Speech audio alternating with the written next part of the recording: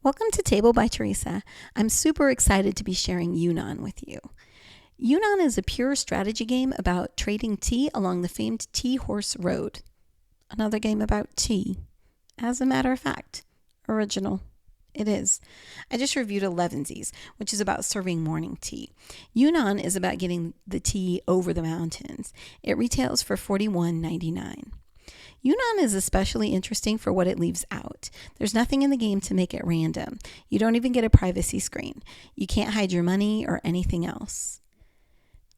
Sounds a bit boring. Maybe, but it's not. You start with a horse, 3 traders, and some cash.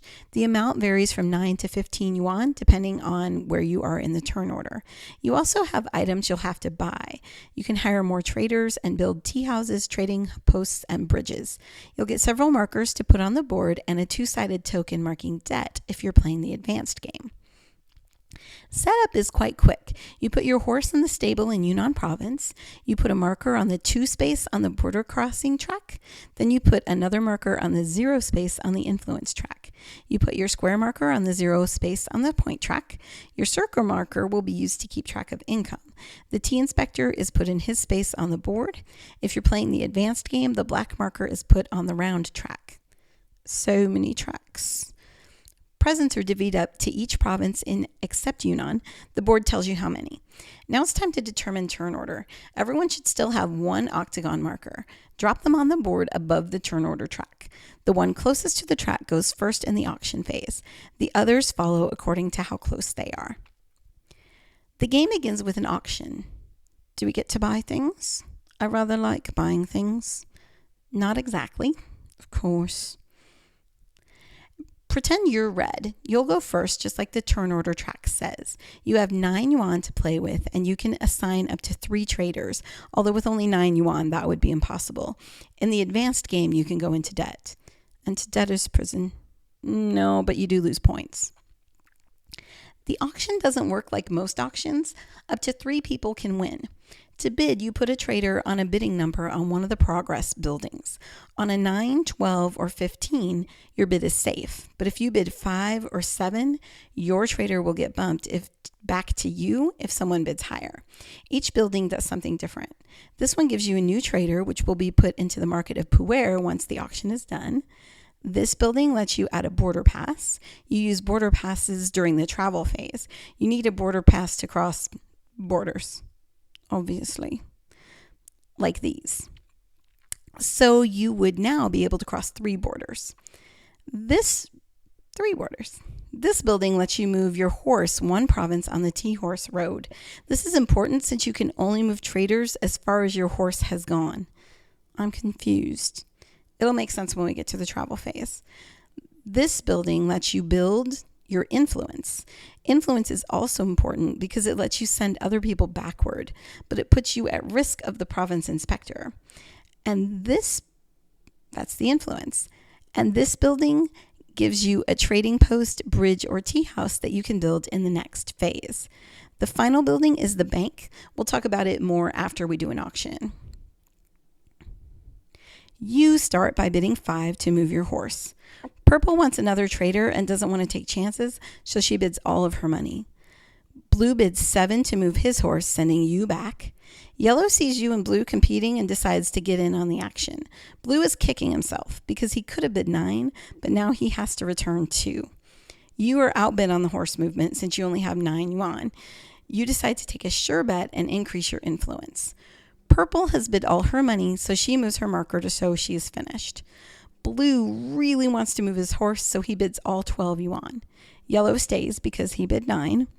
Only 5 and 7 can be bumped. Yellow cannot bid again because he only has 3 yuan, so he's finished too.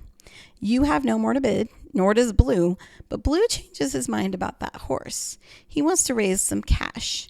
He decides to go to the bank, which forces him to take back traders at all other buildings. Now we can resolve the auction. I thought we'd never get here. We resolve the bank first. Here's where some math comes in. Sounds like work. We add everything the players have bid, which is 27. Now we find the 27 space on the point track and look to see what section it's in. The coin in that section will tell how much the bank pays. Blue gets the top number, 10, because of the space he occupies at the bank. A second player would get the lower number. Now we resolve the buildings in order. Purple gets a trader, which goes straight into the market of Puer. No one gets a border pass. Yellow's horse moves up one province. You move up one on the influence track. Everyone pays for their bids, and we move on to the travel phase. Maybe we're getting somewhere. Here's where we ended. Any traders that weren't used in bidding are placed in the market of Puer, according to including the trader Purple hired. Yellow goes first because he went last in the auction. Like all players, he has 2 border passes.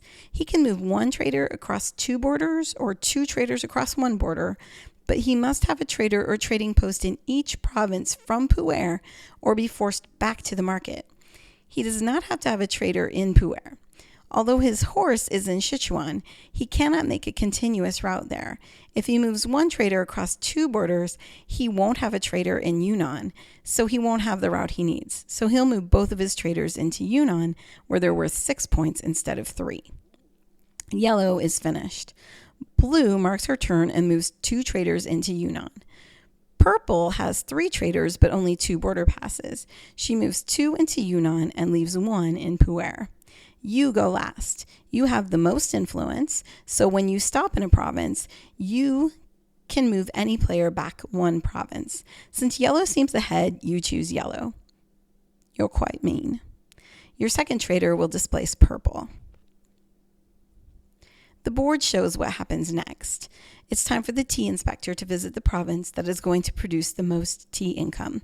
Puer has 3 traders at 3 points each, for a total of 9. Yunnan has 6 traders at 6 points each, for a total of 36. No contest. The tea inspector visits Yunnan.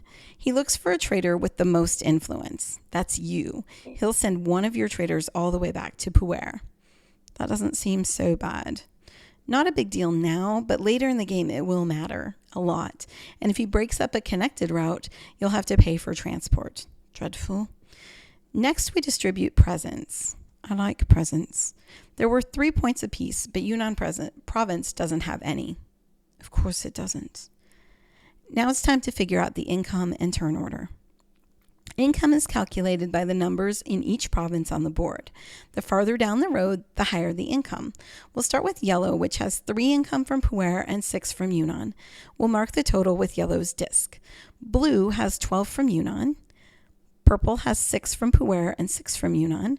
Her disc will sit on top of blue's because she is figured second. You have 3 in Puer and 6 in Yunnan. Starting with the highest number, turn order is determined. Purple goes first. She has 12, so she can take 12 points or 12 yuan or any combination that adds up to 12. Even I have to admit that's clever. Blue goes next, followed by red and yellow. Traders in Puer go back, and you can use them again. It all starts over, and the game continues until someone reaches 80 points or there are no more presents on the board. Speaking of, you get presents if you're in a province after the inspector comes and there are still some to be had. Let's say there are 5 traders in Comdo. We're not going to worry about the other provinces or connected routes. The only thing we care about right now is influence. Yellow and blue are tied. Yellow comes before blue on the turn order track, so yellow gets presents first. Yellow gets 2 presents, 1 for each trader he has in the province. Now blue gets 1, then red. There are none left for purple. That's it. What about all those other little bits? Patience. Construction is part of the travel phase, but it deserves its own mention. If you successfully bid here, you choose one of 3 buildings to build. Let's start with trading posts. You get 2 per game, and they can be built in any province as long as it isn't past your horse. A trading post produces extra income each round, and it can never be displaced. It also counts as part of your route. So if Green had a trading post in Yunnan, he could have a trader in Sichuan without having one in Yunnan. You can only have 1 trading post per province. Tea houses are especially useful if you have influence. You get 2 per game and only 1 can be built in each province. They give 12 points at the end of the game. The province inspector also likes tea houses, which means he won't send you back to Puer if you have a tea house in a province. even if he should. It's worth noting that the inspector won't bother you if you have 4 dragon's heads worth of influence either. Dragon's heads. Just go with it. Finally, we have bridges. Bridges let your traders take shortcuts and connect routes more easily, as long as your horse is out ahead of where you want to build your bridge. Green's horse would have to be in Tibet in this case. Other players can't use your bridges. The pro game is going to be painful, isn't it? Nope. It's exactly like the regular game, except that you can spend even if you're out of money. Each round going into debt gets cheaper. It starts by costing you 8 points for every 1 yuan you overspend. It's 7 points the next round, and so on. You can go into negative points, so you keep track by flipping this token over. The minus 100 is a bit confusing, but it just means that your score is less than 0. So if you're on the 99 spot, that would be 99 minus 100, which equals -1. Yunnan does something interesting with 2 players. A 2-player setup is exactly like a 4-player setup.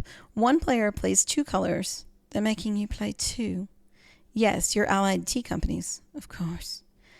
The first player would start by playing red and blue. The second would play purple and yellow. The game plays the same way. Players keep their colors, cash, and buildings separate, but they combine their points. Play continues until 100 instead of 80. So in a regular game, once a player hits 80 points or the presents are gone, the game is played to the end of the round. Then it's all over but the counting. Finally. And the counting really matters. In addition to the points you've already collected on the score track, you get 1 point for every 3 yuan you have left, 3 points for every present, 12 points for every tea house you built. You already said that. Yes, but now we're actually counting them. Finally, you collect points for your border passes and influence from 0 to 16, depending on how you progressed. The person with the most points wins. This is a game about tea, and you don't even get to drink it. It's about tea trading, and it's very good.